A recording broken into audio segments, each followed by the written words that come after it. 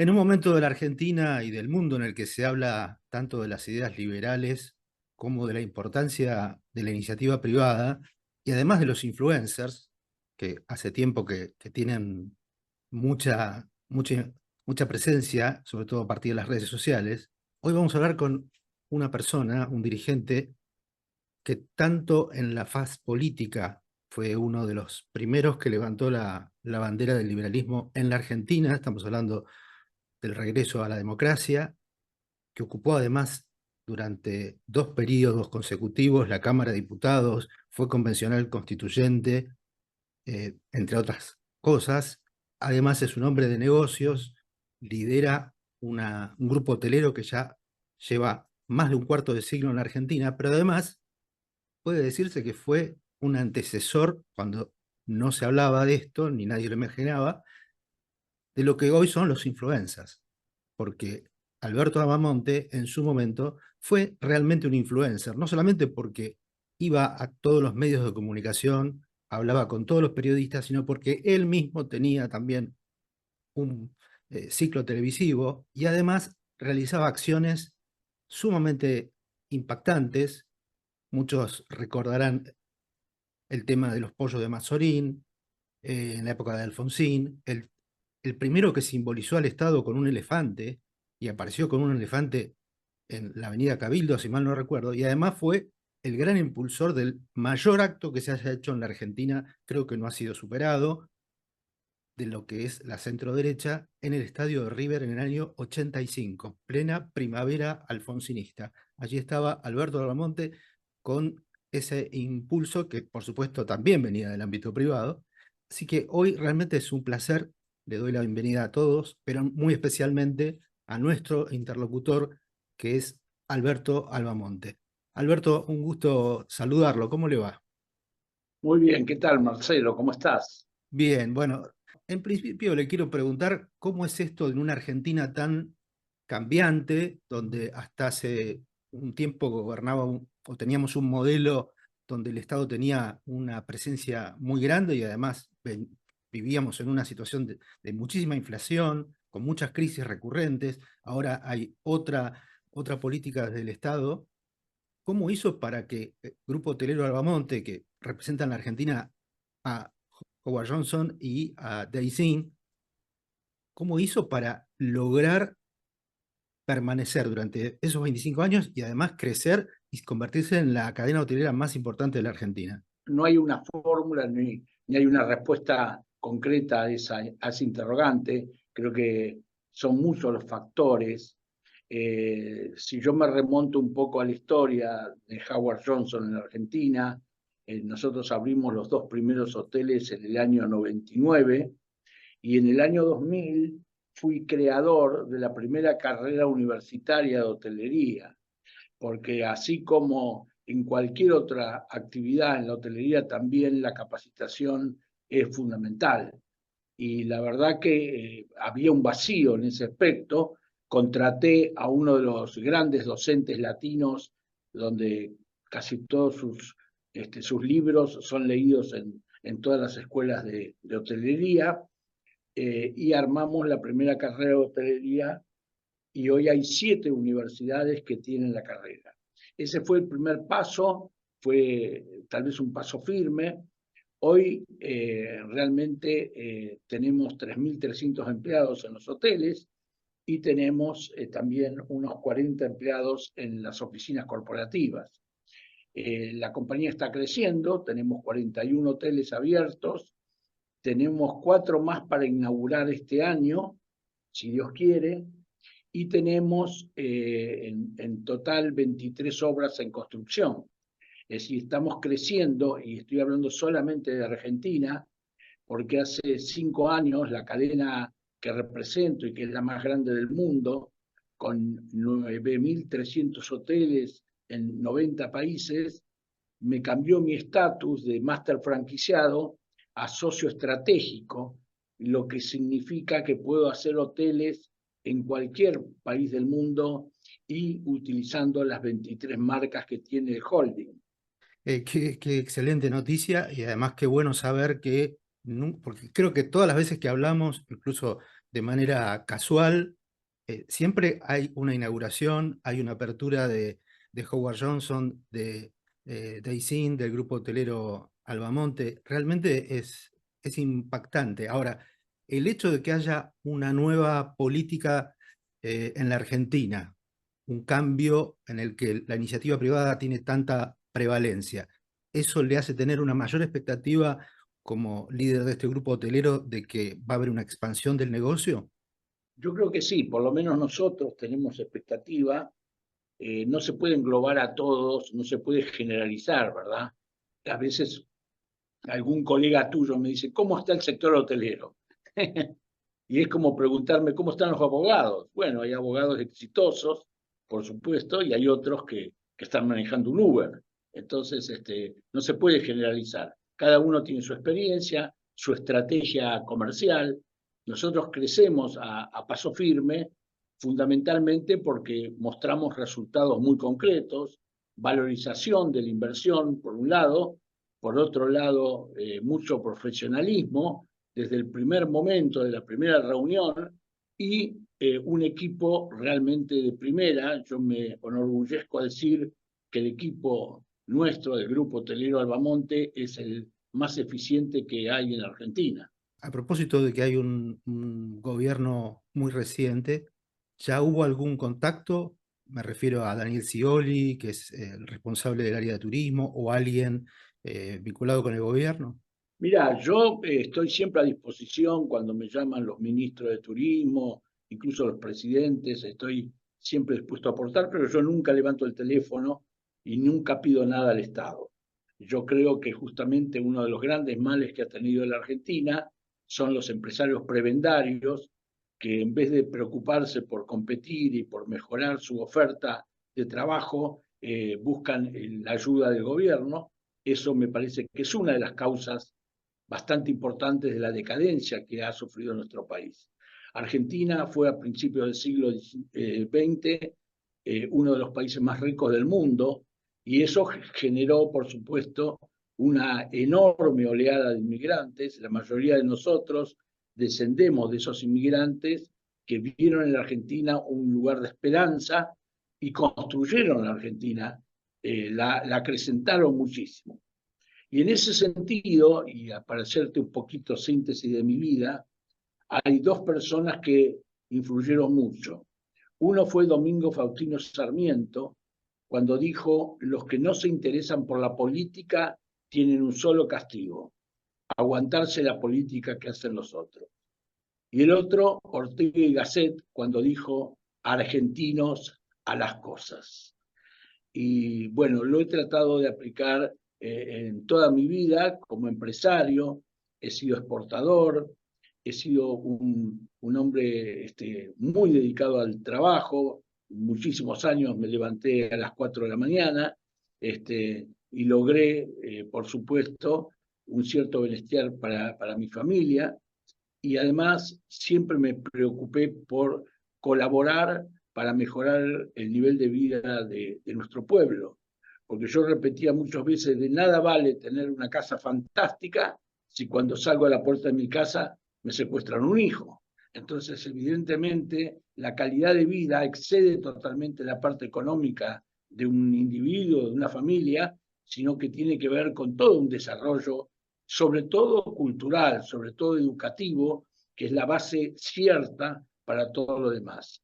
Lamentablemente, el estatismo fue creciendo, algunos le llaman populismo, otros le llaman delincuencia, pero lo cierto es que ha ido creciendo de una manera impresionante. La gente que es designada muchas veces en cargos públicos lo hacen por un pago de favor político y no por la idoneidad que realmente tienen que tener. Y bueno, esa es una de las razones por las que hoy estamos como estamos. Te recuerdo, Marcelo, porque vos fuiste cronista parlamentario, que cuando apenas asumí de diputado, en el año 87, uno de mis primeros proyectos fue la eliminación del Banco Central y volver a lo que hizo grande la Argentina, que era la caja de conversión. Es decir, una moneda fuerte que no se puede falsificar, es sin ninguna duda la base para el crecimiento económico. Y no lo digo yo, que soy liberal. Vos sabés que uno de los primeros defensores del valor de la moneda fue el doctor Juan B. Justo, que era un socialista. Pero él decía, si un trabajador que vive de su sueldo cobra un dinero y a fin de mes tiene mucho menos, esa es una injusticia social muy grande. Vemos que muy pocos izquierdistas hoy han leído a Juan B. Justo, ¿no? Porque creo que si no, harían un cambio muy grande en su presentación pública. Es cierto. Alberto Albamonte, recordamos, es presidente del Grupo Hotelero Albamonte, que tiene una trayectoria de más de 25 años en la Argentina. Nos contaba hace un ratito más de 41 hoteles y además en expansión, siempre en expansión. Tiene una gran experiencia como dirigente político. Eh, Obviamente uno lo recuerda y asocia inmediatamente el nombre de la UCD. Y a propósito de esto, quería hacerle dos consultas. Por un lado, si usted piensa que de alguna manera todas esas actividades que usted desarrollaba, que yo mencionaba al comienzo, casi como lo que hoy sería un influencer, es decir, una persona que lleva adelante sus ideas y las escenifica también, ¿no? Muestra al Estado personificado en un elefante gigante, que además usted iba a todos los debates, digamos, no tenía problema en confrontar ideas con nadie y siempre, eso sí, con mucho respeto, cosa que por ahí a veces el presidente Milei, ya como candidato también, se notaba una cierta efusividad más allá de lo que por ahí uno recomendaría. ¿Usted cree que de alguna forma hay una influencia o hubo una influencia? Porque cuando usted hacía política, Milei era un jovencito que seguramente estaba en los últimos años de la primaria y él dice que su gran cambio fue a partir de la hiperinflación de Alfonsín en el 89. Eso por un lado. Y por el otro lado, ¿por qué le parece que no está tan presente una reivindicación de la UCD en el discurso de Milei y de la figura de Álvaro Alzogaray, y que lo tiene como referente a Venegas Lynch? Bueno, Álvaro Alzogaray prácticamente predicó en el desierto. Hablar de realmente un Estado chico y eficiente parecía una herejía. Justamente, vos recordabas el tema cuando hice un acto montado arriba de un elefante, pusimos una sábana blanca con el nombre de todas las empresas del Estado, que además de ser terriblemente ineficientes, recordemos que para tener un teléfono había que esperar 30 años, la luz se cortaba todos los días, lo mismo que el gas, los ferrocarriles daban una pérdida monstruosa. Bueno, en ese momento él fue realmente el pionero, junto con otros, pero ya más en el plano intelectual. Por ejemplo, yo recuerdo al doctor Emilio Ardoy, recuerdo al doctor Venegas Lynch, gente muy capacitada, pero el que realmente fue a meterse en el barro de la política fue el ingeniero Álvaro Alzogaray. Y yo siempre lo admiré, siempre seguí sus pasos, por supuesto leí todos sus trabajos y bueno, traté de emularlo en algunos aspectos, he colaborado mucho tiempo con la mayoría de los medios de comunicación, no solamente en Argentina, sino también en el exterior. Eso me ha valido invitaciones para dar conferencias fuera del país. Y además tuve un programa de televisión, como vos bien recordás, 10 años tuvimos un programa en Cablevisión, los 2 primeros años con ese enorme periodista que es Daniel Haddad, y luego seguí solo, tuve un impasse pequeño con Cecilia Luchapuy, y eso me mantuvo totalmente actualizado, ¿no? Cuando yo estaba en el Mariano Acosta, estudiando para ser maestro, recuerdo que uno de mis grandes profesores, que lo recuerdo con mucho cariño, decía, enseñar es la mejor forma de aprender, porque aquel que tiene que dar la cara ante un alumnado, y cuando el alumnado es inteligente mucho más, se obliga a estar siempre actualizado, se obliga a tener todas las respuestas, ¿no? Bueno, eso a mí me sirvió mucho. Como te digo, he trabajado desde los 15 años que tuve mi primer emprendimiento, que fue una fábrica de almohadas, y tuve distintas actividades, hasta tuve una empresa de reparaciones navales, que hicimos reparaciones muy importantes en su momento. Así que bueno, caminé un poco por todos lados. Me enorgullecí de estar 8 años en una banca en el Congreso de la Nación.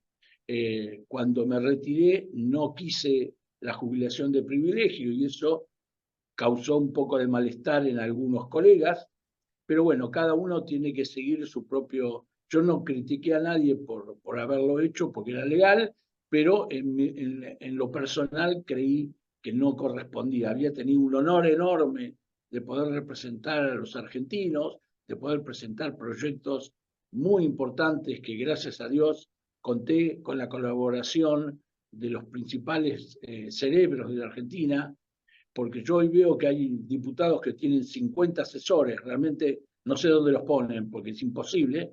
Yo el máximo que tuve fue 3, pero cuando necesitaba algo, recurría a los grandes pensadores argentinos, y fíjate vos, Marcelo, que nunca nadie me rechazó. Te diría más, al contrario, se sentían realmente orgullosos y agradecidos de que un legislador los consultara a ellos y poder volcar su experiencia cuando se habían cansado de leer proyectos de ley y leyes que han sido mamarrachos, como el último caso de la ley de alquileres, que ha sido un disparate total. Y bueno, yo creo que hay que incentivar, digamos, que aquellas personas que son capaces, que han mostrado en su vida realmente una solvencia intelectual, tienen que participar, ya sea en forma directa, participando en política, o en forma indirecta, asesorando o siendo hombres de consulta para los legisladores. Hola, ¿cómo estás? Perdón por la interrupción. Vengo a proponerte un negocio, pero no es una inversión, no te prometo rentabilidad, no tenés que poner dinero, ninguna cosa rara. Simplemente te pido que te suscribas a nuestro canal de YouTube. ¿Para qué? Para que te enteres, entre otras cosas, en qué invierten las empresas, cuáles son los talentos que buscan, cómo entienden la sustentabilidad, dónde están las innovaciones y qué piensan los líderes y emprendedores, entre otras cosas. Nos vemos. Gracias por tu tiempo.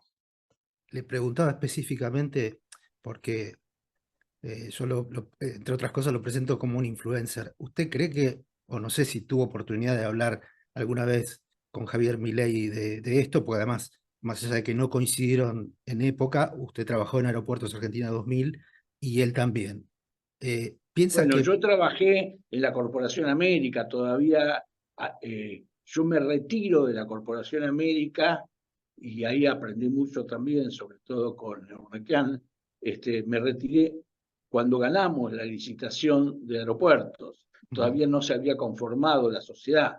claro, Sí tuve bastante participación en lo que ha sido el crecimiento del grupo, pero decidí en un momento dado dar un paso al costado, porque en ese momento Egunequian y el directorio habían decidido comprar una compañía aérea. Yo, por supuesto, tenía una participación muy, muy menor, pero estoy convencido y sigo convencido, he sido fundador del Consejo Argentino de Aviación Civil, y trabajaron en mi oficina más de 2 años. Junté a todos digamos, a todos los personajes que tienen que ver con la aviación, desde los pilotos de ultraliviano hasta las grandes compañías internacionales.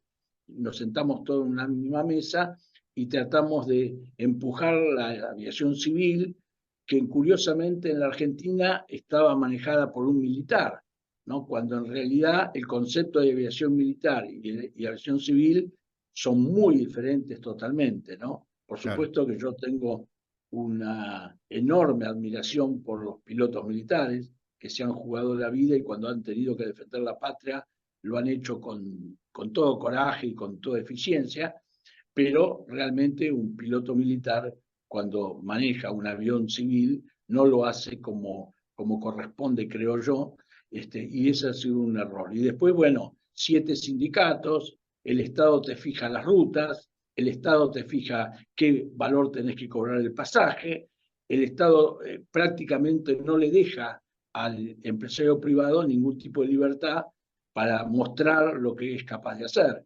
Y bueno, ahí tenemos el caso, por ejemplo, que mientras LAN, cuando estuvo en Argentina y se fue por la enorme hostilidad de la gente de aerolíneas, ganaba 700 millones de dólares, en ese mismo lapso, estoy hablando de LAN Argentina, Aerolínea Argentina perdía 900, ¿no? Entonces era como una mala, como un mal ejemplo para aquellos que quieren hacer demagogia, realmente haciéndole pagar la mayoría de esa pérdida a mucha gente humilde que nunca subió en un avión, ¿no? Claro. Bueno, hoy, estando en la hotelería, veo cada vez con más fuerza la necesidad que se abran nuevos aeropuertos, que vengan muchas compañías aéreas, que vengan muchas cadenas hoteleras.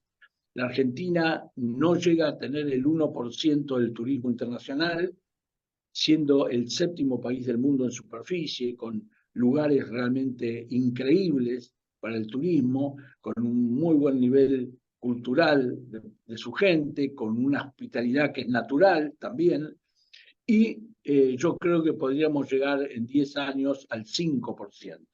Si llegáramos a ese nivel del 5% del turismo internacional, la Argentina sería un país cuyo ingreso de moneda extranjera sería superior aún el que logra el sector agropecuario, que es el más grande y el más eficiente en nuestro país. Alberto, le hago una pregunta, pero la reformulo. ¿Usted se ve reflejado en el presidente Milei? Me veo totalmente reflejado en sus ideas.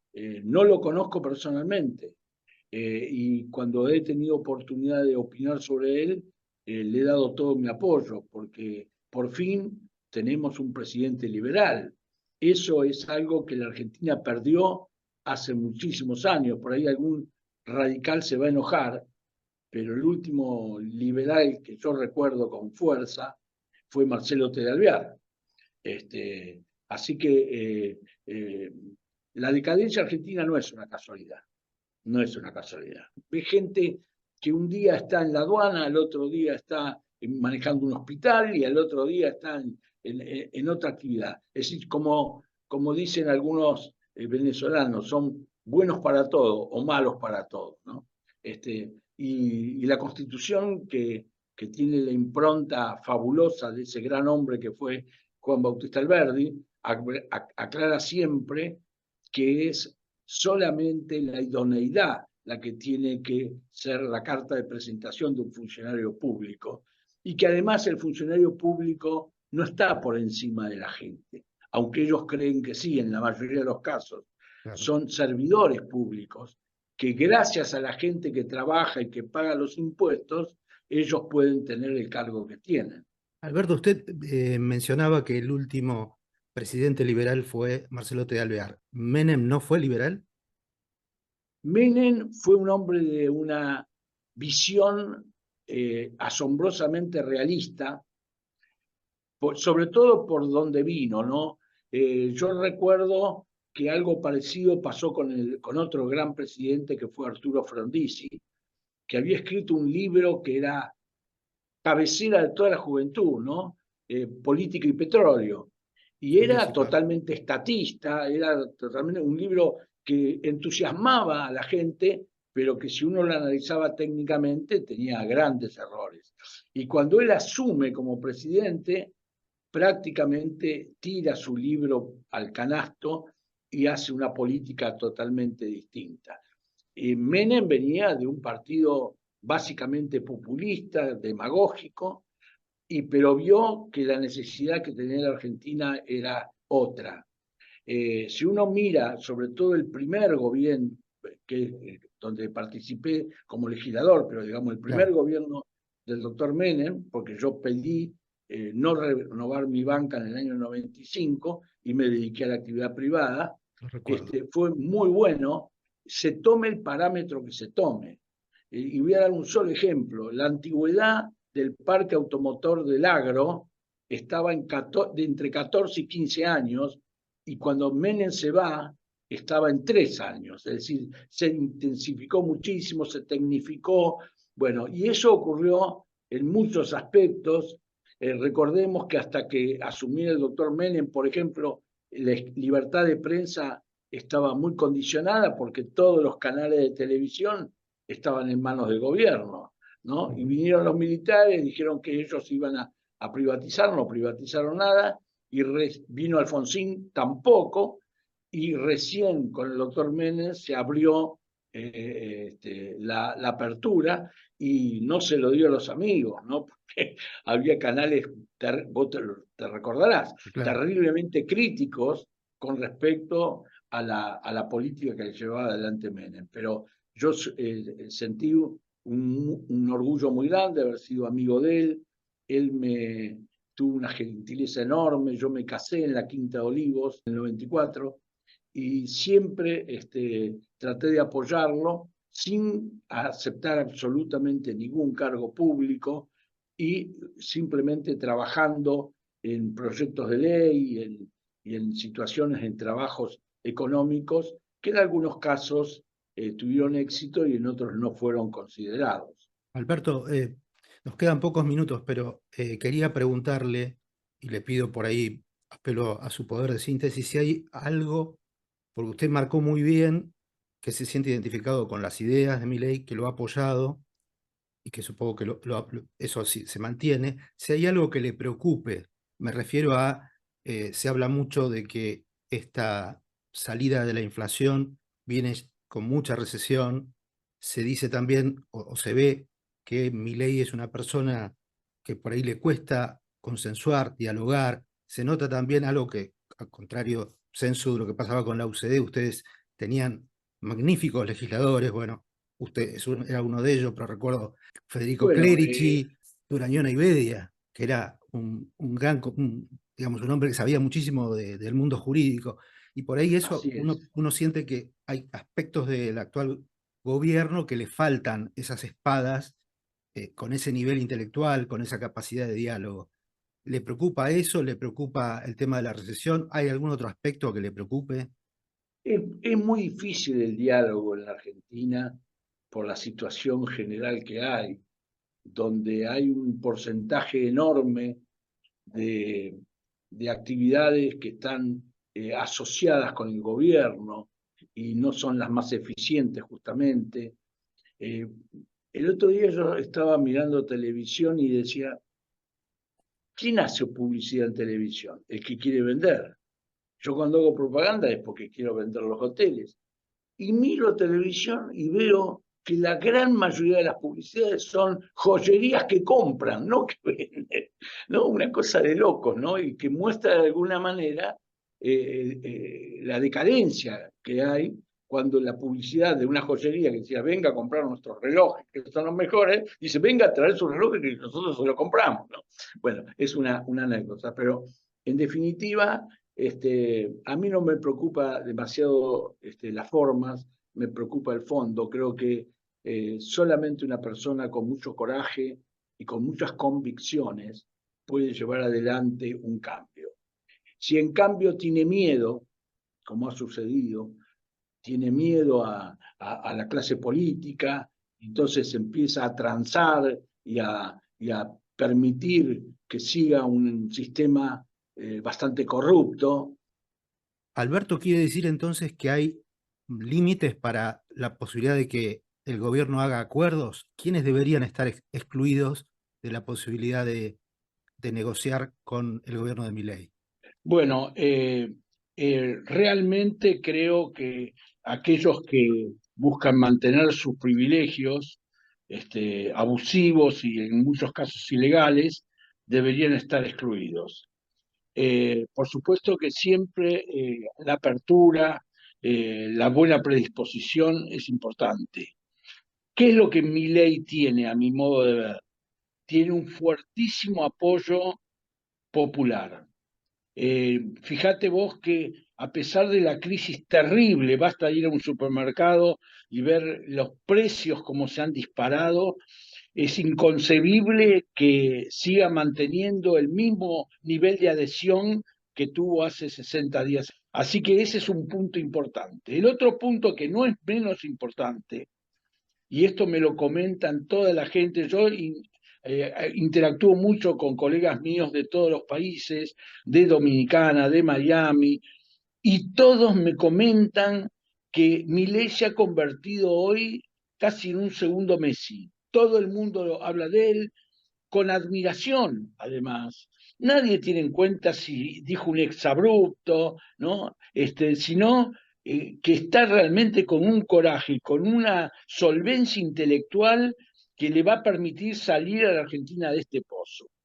Y para mi orgullo, te diría que los argentinos o el país siempre está bien visto por el resto de los, sobre todo de la gente que toma decisiones, ¿no? De la gente que invierte, de la gente que puede hacer. Lo ven como un país con un potencial fabuloso totalmente desperdiciado. Desperdiciado fundamentalmente por la mala política, desperdiciado por los malos gobiernos. Desperdiciado por aquellos que con tal de llevarse un peso debajo de la mesa son capaces de perjudicar a toda una comunidad. Entonces, evidentemente, nadie puede creer que esa gente pueda seguir de la misma manera, con la misma política, sino que acá tiene que haber una ruptura fuerte en ese sentido, una ruptura ética, una ruptura también técnica, donde los que manejen las cosas públicas sean gente honesta e idónea, que es una combinación a veces en Argentina difícil de conseguir, ¿verdad? Pero bueno, eso para mí es lo que me da la esperanza. Interactúo todos los días a nivel internacional y no recibo más que halagos, cosa que me sorprende bastante, ¿no? A veces me dan ganas de grabarlos algunos de los empresarios porque es así. Por ejemplo, el que fue presidente de nuestra cadena hoy es el número 2 o 3 de Donald Trump. Y ellos están entusiasmados y dice que Donald Trump, que casi seguro va a ganar la elección, casi seguro, está enamorado de la Argentina y de Milei. Entonces, esas cosas, es como cuando yo empezaba a pescar, ¿no? ¿Qué te decía el guía? Hay que ir a pescar donde están los pescados. Si nosotros lo que necesitamos son capitales para poder realmente terminar con los planes sociales y que la gente pueda ganar un sueldo digno y que los profesionales se queden en la Argentina, que no estén pensando a ver si consiguen un trabajo en otro lado. Bueno, para lograr eso hace falta inversiones, inversiones muy grandes que en el mundo están disponibles, Marcelo. En el mundo, y vos viste lo que son las tasas de interés a nivel internacional, hay empresas financieras que no tienen dónde colocar el dinero. Y estamos dando una oportunidad única al mundo entero. Tenemos un sector agropecuario único. Y ningún país del mundo quiere comprar impuestos. Y nosotros vendemos impuestos con un poquito de soja. Esa es la triste realidad, una cosa disparatada completamente, que la hemos naturalizado. Pero bueno, yo fui muchos años exportador. ¿Cómo le vas a vender a un país impuestos y además es ridículo? Bueno, yo creo que hay una gran oportunidad histórica, ojalá no me equivoque y ojalá no se equivoque el gobierno, porque creo que tenemos, no digo la última oportunidad, porque siempre hay revancha, pero es una oportunidad única. Espero que no la desperdiciemos como desperdiciamos tanto viento de cola que hemos tenido y que no lo aprovechamos. Alberto, antes de despedirlo y agradeciéndole el tiempo que nos ha dedicado, ¿hay algún aspecto del gobierno de Milei que le preocupe o que le inquiete? Apelo a su capacidad también, no como hombre de negocio solamente, sino su formación política, su experiencia, que es muy valiosa. Bueno, yo no tengo en este momento una inquietud con respecto a cómo encaró el gobierno el doctor Milei. Sí, por supuesto, tengo una preocupación por la gente que no quiere perder sus privilegios. Y creo que incluso en un acto de valentía y de sinceridad increíble, el presidente los nombró, los nombró. En otro país del mundo, este tipo de personajes no podrían salir a la calle. Marcelo, te lo digo con toda honestidad. Tipos que se han robado todo. Ahora que descubrimos el tema este del seguro, hablaba yo con mi broker, enseguida lo llamé y me dice, esto es solamente con una impunidad absoluta se puede hacer un negociado así. ¿Te das cuenta? No es que hicieron algo que se lucubró entre noches y entre noches y no sé cómo se dice, y gallos, Entre sino gallos y que medianoche, sí. realmente se hizo a la luz de todo el mundo y todo el mundo lo sabía. Y la gente del ANSES sabía que esto era una barbaridad. Pero resulta que en el ANSES, que hay gente muy profesional, muy buena gente, también hay la mitad que son ñoquis, que van a tomar café, Coca-Cola y no trabajan. Y entonces eso es también un elemento muy desalentador para el tipo que quiere la empresa de que trabaja. Pasa con los bancos, digamos, vos agarrás un funcionario del Banco Nación, del Banco Provincia, tienen amor por su trabajo y de golpe ven que se meten 10 tipos que no saben ni leer ni escribir y que tienen más poder que ellos. ¿Quién no se desalienta ante una situación así? Te dije que era la última, pero le agrego una más porque me parece Vos sos fundamental. periodista y todos los periodistas siempre te hacen la trampa, así que Es no. cierto, es cierto. Tenemos poca palabra en ese aspecto y no sé si en otros Exacto. también.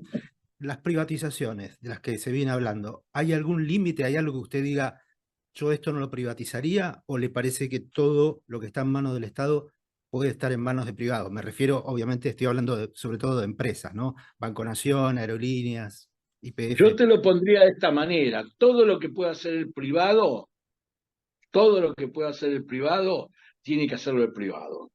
Pero con una condición, que exista, que asuman los riesgos y que no pidan prebendas. Porque la privatización es una herramienta que puede ser bien usada o mal usada. Si es bien usada, va a mejorar los servicios, van a mejorar el sueldo del personal que trabaja ahí, van a generar nuevas fuentes de trabajo, van a mejorar la eficiencia global de la economía, porque cuando hay un camino roto o cuando se corta la luz, son millones de dólares que el país pierde porque no somos competitivos.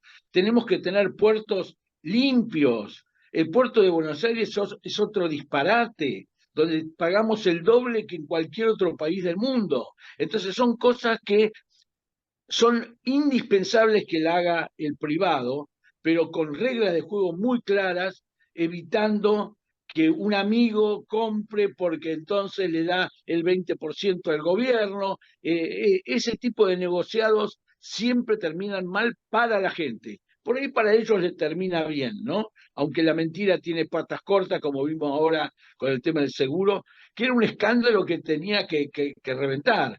Yo no sé si vos te acordás, Marcelo, cuando yo denuncié el tema de Tierra del Fuego, que Sí. era un escándalo pero total, y bueno, ahí el único diario que lo sacaba era la Nueva Provincia, ¿no? Entonces vos ibas a hoy hablando y dices, ¿cómo? A nivel nacional nadie dice nada de esto, que es una barbaridad lo que están haciendo en la isla de Tierra del Fuego. Y entonces me preocupé por estudiar el tema. Bueno, terminó con 8 años de prisión para el administrador de la aduana, ¿no? Es decir, Claro. terminó, en ese caso, terminó favorablemente, se cortó, pero se robaron más de 1.500 millones de dólares de ese momento, ¿no? Estoy hablando años 91. ¿Y ese régimen de promoción industrial debería ser revisado?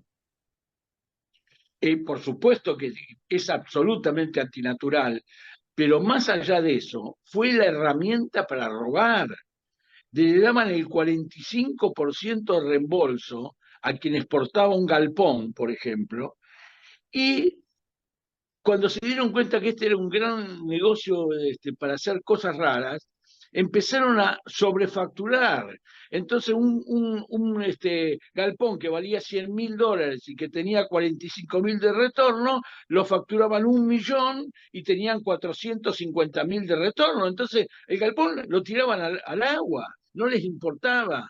Y eso es lo que falta en los hospitales, es lo que falta en las cárceles, es lo que falta en la seguridad. Entonces, todo se paga, lamentablemente, todo. Esta irresponsabilidad terrible que hizo el señor Kicillof con lo de YPF, nos va a costar muchísimo. Vos fíjate que son 100 hospitales de altísima tecnología lo que se han perdido con eso. Y sin embargo no tiene la sanción que debería tener, ¿verdad? No tiene la sanción. Todavía nos falta caminar mucho para que entendamos que el Estado somos todos y que cuando se gasta mal está perjudicando a tu vecina, a tu mamá, a tu papá. Eso, hasta que no tengamos plena conciencia de eso, se van a seguir haciendo negociados. Alberto Albamonte, vuelvo al comienzo, lo felicito por los más de 25 años que ya tiene el grupo hotelero que usted lidera en la Argentina, que es el más importante. Nos recordaba que tiene 41 hoteles y que siguen para este año con la previsión de inaugurar más. Gracias además por el tiempo que nos ha dedicado. Le mando un gran abrazo y seguramente volveremos a hablar porque, bueno, el gobierno hace muy poquito que está andando. Usted tiene una gran experiencia también en el ámbito político, así que siempre, o sea por negocios, o sea por la política, o por todo, estamos en contacto. Le mando un gran abrazo. Igualmente, un gran abrazo.